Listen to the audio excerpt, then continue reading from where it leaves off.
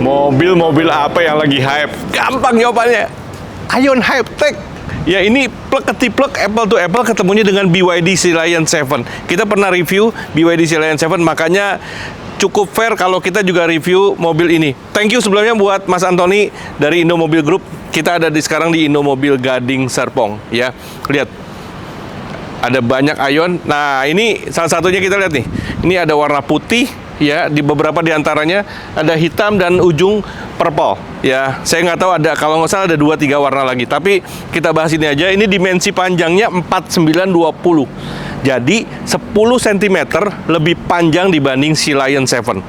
Lebarnya sama percis 1920 dan tingginya karena dia ada gundukan seperti ini, tingginya lebih tinggi, dia 1700 mm atau kurang lebih 8 cm, sedikit lebih tinggi dibanding Sea Lion.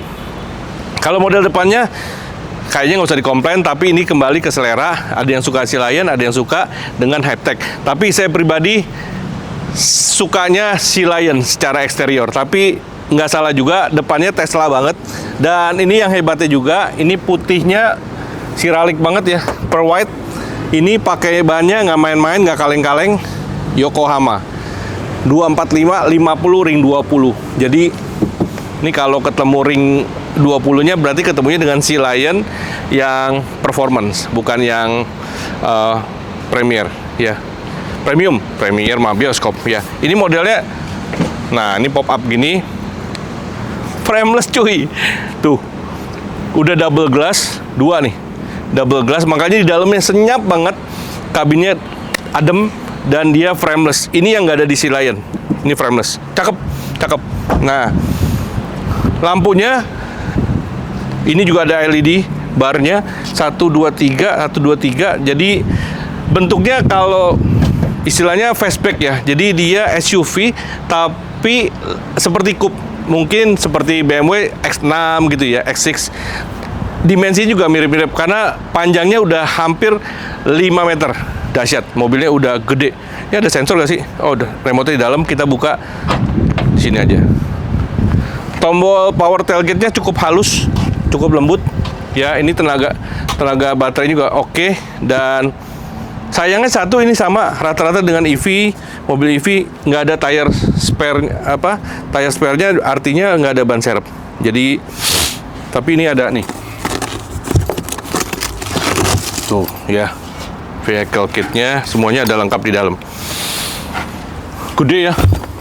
Bagasi. Ini memang khusus 5 seater dan bangku tengahnya yang menurut saya nyaman banget. Ya, kita lihat bangku tengahnya. Mantap.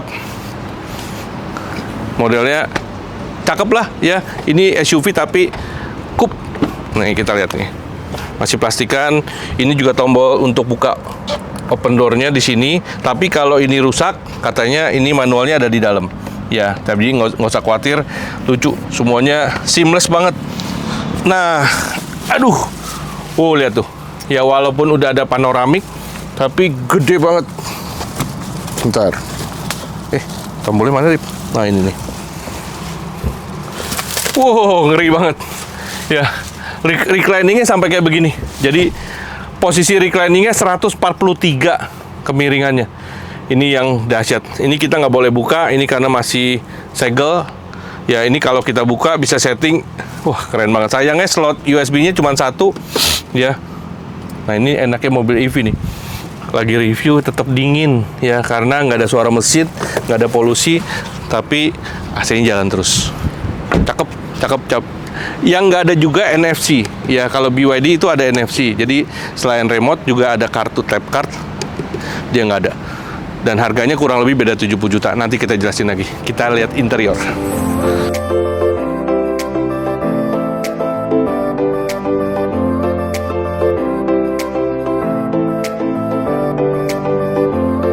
Saya suka dengan interiornya, ya karena secara materialnya lihat.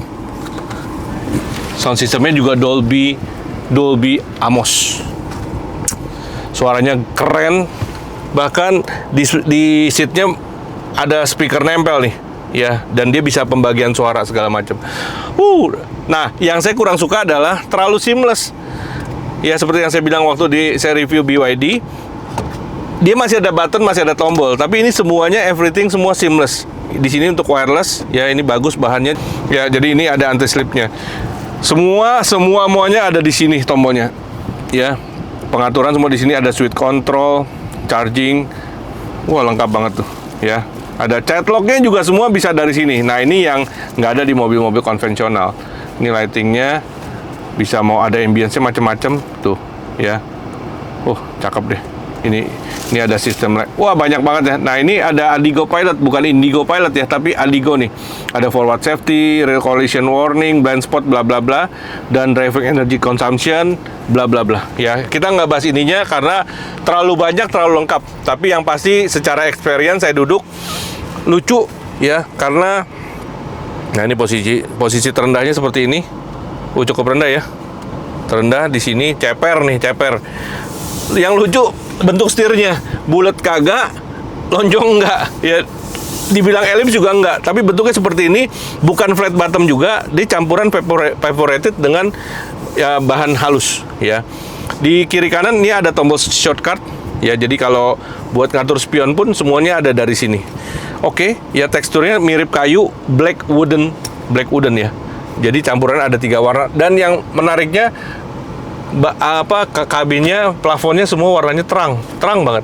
Dan yang satu kelemahannya menurut saya nggak ada sunroof, jadi hanya panoramik besar tapi tidak ada sunroof. Itu yang menurut saya sedikit ya yang menjadi bahan pertimbangan. Semuanya soft opener, semua bagus. USB slotnya ada 3, 1, 2, 3, ada C, ada USB. Overall oke semuanya. Nah, ini sekali lagi tadi ya sama ya. Jadi keempat pintu dia ada tombolnya. Nah, kurang lebih begitu. Begitu dipencet, posisi jok driver langsung mundur ke belakang. Yuk kita lihat area kap motor. Ya, daerah sini ada radar. Ya, depan dan belakang nih radar. Di sini selain body color body mobil warnanya, di sini ada warnanya harusnya semua sama ya. Ya, di semua warnanya seperti kayak gold matte tapi campuran. Nah, ini baru bener enteng banget tuh. Ya, bukannya udah pakai teleskopik, dan di sini ada storage. Ya, nggak usah heran logonya berbeda dengan Ion Y atau Ion V ya, karena dia sebenarnya adalah brand atau sub brand daripada Ion, yaitu Hypetech. Tipe variannya HT, tipenya Hypetech, brandnya sebenarnya Hypetech, tapi di bawah sub brand besar yaitu Ion.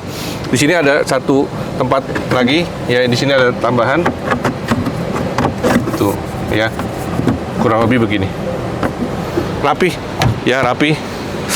Dan nggak lupa yang menarik adalah tenaganya dong. Tenaganya maksimum 340 PS atau 335 horsepower.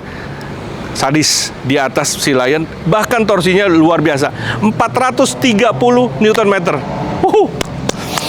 Saya nggak ngerti ngebayanginnya, 430 menurut saya udah enak banget. Dengan bobot segede gini, besar begini, dan baterainya tidak lupa LFP, dan jangan lupa baterainya itu 83,3 kWh. Dan untuk pengecasan 10% sampai 70% hanya butuh 15 sampai 20 menit. Canggih ya. Kita itu musuhnya adalah sekarang waktu. Jadi kalau berlama-lama jadi susah.